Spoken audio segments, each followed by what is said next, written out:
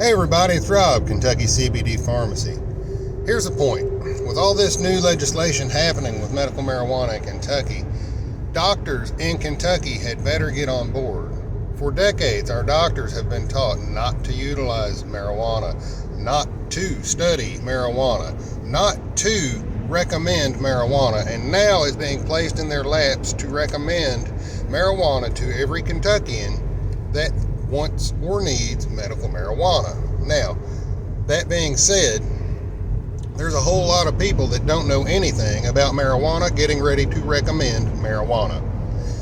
Another part of that, there's a whole lot of doctors that just are not for marijuana because they're from a different generation. They've refused the science that now fixes all that bad stuff they were taught.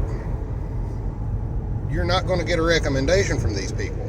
So these doctors are going to have very specific clientele, while recommending doctors are going to have an influx of patients. So understand that. There's going to be a backup. I'm calling it now. We got to get in front of this. That being said, we need to be able to get cannabis without having to get a diagnosis or a recommendation from somebody that knows nothing about cannabinoids. That's one of the flaws in this whole system, but it's just one of them. Right now, our medical patients that require the flower, they then have to make time and money to drive out of state to purchase the marijuana that's from out of state and then get it back home. All we've got right now is safe access to transport it. It's just adding an extra burden onto our medical patients currently. So we've got to get this together. Let's fix this for Kentuckians because it's a step in the right direction, but it's also a step that's going to make us fall on our face if everybody is not involved. This has to be an all-inclusive effort.